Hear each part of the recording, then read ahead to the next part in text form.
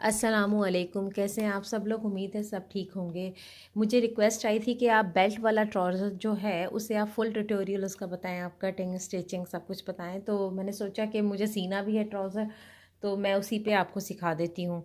तो लेकिन इससे पहले, सिखाने से पहले मेरी आपसे दरख्वास्त है, प्लीज़ आप लोग मुझे सब्सक्राइब करें, बेल आइकन को दबाइए और मेरी वीडियोस को ज़्यादा से ज़्यादा शेयर करें। आपकी सपोर्ट ही मुझे उम्मीद दिलाती है कि मैं अपने काम को कंटिन्यू करूँ। लेकिन अगर आप लोगों की मोहब्बत होगी मेरे साथ तो मैं ज़रूर आगे अपने काम को कंटिन्यू कर पाऊँगी। तो आप लोगों से रिक्वेस्ट है, मेरे काम को आप ज़्यादा से ज़्यादा शेयर करें और लोग मुझे पसंद करें और मेरी भी उम्मीदें बढ़ती जाएँ। चलें आएँ वीडियो स्टार्ट करते हैं। बेल्ट वाला ट्राउज़र बनाने से पहले हमें बेल्ट वाले ट्राउज़र की मेजरमेंट हमें चाहिए होगी। तो बेल्ट वाला ट्राउज़र जो है ये थोड़ा सा जो पैंट ट्राउज़र होता है थोड़ा उससे मिलता भी है, थोड़ा सा उससे डिफरेंट है। तो हमने सबसे पहले जो है आपको ट्राउज़र की लेंथ चाहिए। जिसने जो भी ट्राउज़र काटना है उसका जो रियल लेंथ है, यानी कि सिलने के बाद जो ट्राउज़र की लेंथ आती है वो आपको चाहिए। यहाँ पे सिलने के बाद हमारे पास जो ट्राउज़र की लेंथ आनी चाहिए वो है 36। जो बेली है, यानी कि जहाँ पे आपका ट्राउज़र आके मतलब कि जहाँ पे आपका ट्राउज़र फिट होता है बेली पर, वहाँ की आपको मेजरमेंट चाहिए बेली और विड्थ ऑफ वेस्ट।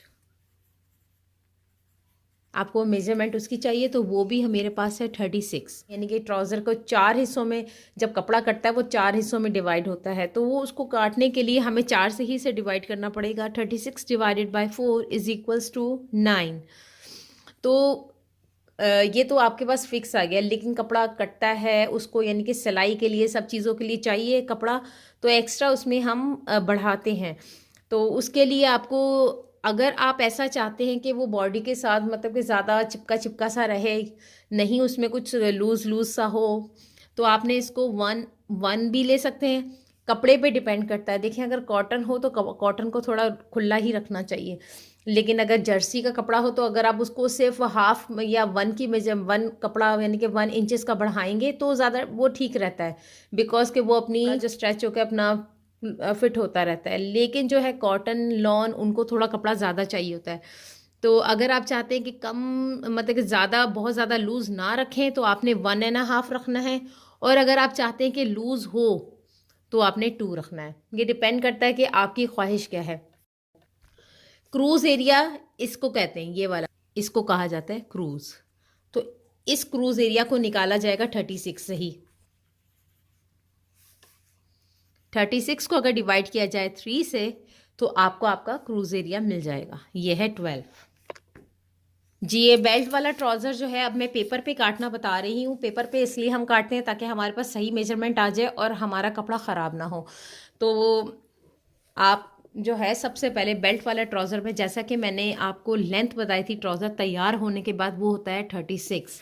लेकिन यहाँ पर हमने जो लेंथ लेनी है वो यहाँ पर हमने 35 लेनी है। वो ऐसा इसलिए है क्योंकि हमने ऊपर बेल्ट भी तैयार करना है, तो 35 तो हमारे पास आ जाएगा वैसे दरमियान का हिस्सा, लेकिन ऊपर जो बेल्ट आएगा तैयार होके वो आएगा 1 इंचेस का। तो 35 + 1 जो होता है वो 36 ही हो जाता है, इसलिए हम जो है इसको माइनस कर देंगे।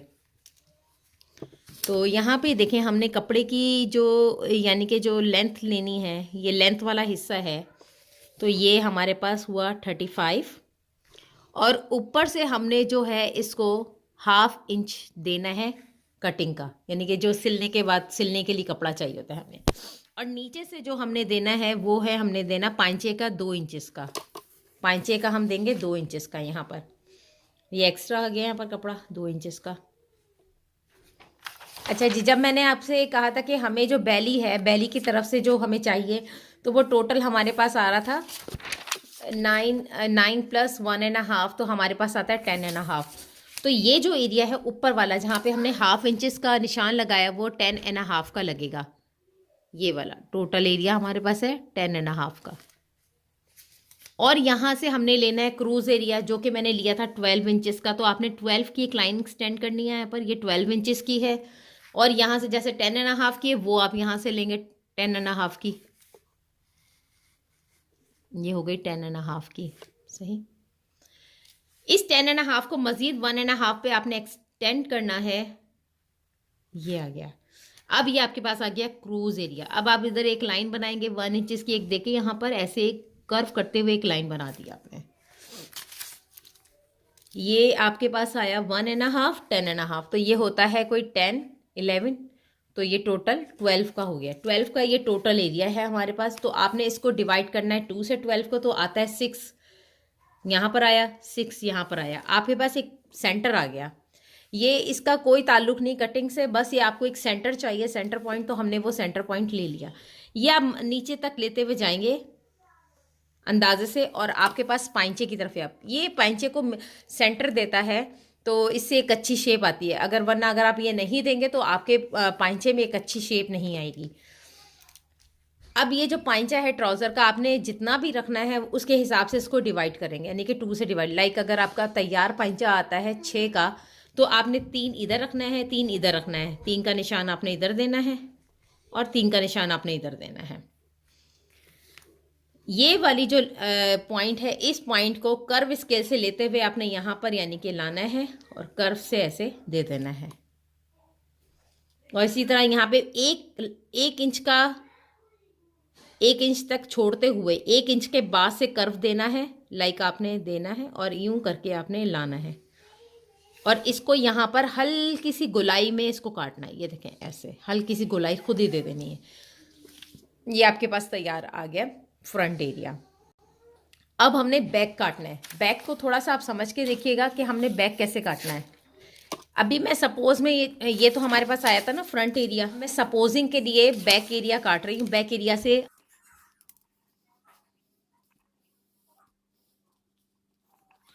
हमने ऊपर से 1/2 इंच लिया था जब हमने यहाँ पे काटा। ये देखें यहाँ पर हमारे पास सिर्फ 1/2 है, ठीक है। लेकिन अगर हम 2 लेते, सपोज अगर हम 2 लेते तो इधर से हम इसको 1.5 इंच बढ़ाते, लेकिन अब हम इसको ज़्यादा बढ़ाएंगे, 1.5 इंच नहीं बढ़ाएंगे, क्योंकि हमारे पास जो है आगे बेल्ट आ रहा है लेकिन पीछे हमें इलास्टिक भी देना है, तो हम इसको ज़्यादा बढ़ाएंगे। अगर हमने इसके हिसाब से काट दिया तो हमारा जो है ना ये हमें छोटा पड़ जाएगा। तो हमने क्या करना है कि 1.5 इंचेस में आपने 1 इंच को बढ़ा देना है, तो ये हो जाएगा 3.5, ठीक है। यहाँ पर आया 3.5, और यहाँ से आपने 1 इंच अलग से कपड़ा लेना है जो आपका तैयार बेल्ट का था, जो आपके पास तैयार आ रहा है बेल्ट, तो उससे ये मिलाते हुए लाइन को आपने यहाँ पे लेना है, यानी कि वो आके एग्जिट वही आ गया, यानी कि ये 1 इंच का बेल्ट तैयार हो गया। सपोज किया आपने यहाँ पर, तो आपने इसको यहाँ पर मिला दिया, यानी कि यहाँ से 1 इंच बढ़ाना है आपने, है यहाँ से 1 इंच बढ़ाना है आपने, और यहाँ से 3.5 बढ़ाना है। अब आपने क्या करना है, इधर से फिर आपने हर जगह से 2-2 इंचेस बढ़ाते जाना है। अब ये वाली लाइन जो है आपने इससे मिलानी है, ये देखें इससे, और यहाँ से 2 इंचेस बढ़ाते जाना है। अब आपके पास सेकंड क्रूज एरिया आ गया, और यहाँ से आपने एक कर्व लाइन देनी है, एंड देन आप 2 इंचेस हर जगह से बढ़ाते जाएंगे। ये देखिए बस इतना सा फर्क है। यहाँ से आपने 1 इंच बढ़ाना है और यहाँ से आपने 3.5, वो जो 1 हमने एक्स्ट्रा बढ़ाया है ना इसमें, यानी कि बेल्ट का, तो प्लस करते हुए हमने बेल्ट का सपोज करना है, वो बेल्ट आ गया, और देन 1.5 एक्स्ट्रा वो जो हम बढ़ाते हैं पीछे से क्रूज एरिया को खुला रखने के लिए बैक सीट को, तो वो फिर इस तरह करके हमारा ये आ गया। ये हमारा बैक तैयार है और ये हमारा फ्रंट तैयार है। पेपर पे मैंने आपको समझाने की कोशिश की है, इंशाल्लाह मुझे उम्मीद है आपको समझ आएगा। और अगर फिर भी नहीं समझ में आता तो प्लीज़ आप मुझे बताइएगा। इसके बाद मैं इंशाल्लाह आपको कपड़ों पे काटना बताऊंगी, कपड़े पे काटना बताऊंगी, फिर कपड़े पे काट कर मैं इसकी सिलाई भी बताऊंगी, बेल्ट भी दोबारा से सीना सिखाऊंगी। तो अगर कोई कन्फ्यूजन है तो मुझे आप मैसेज करके पूछ सकते हैं। और अगर आपको मेरी ये वीडियो अच्छी लगी तो प्लीज़ आप इसे लाइक करें, शेयर करें, सब्सक्राइब करें। आपका बहुत बहुत शुक्रिया।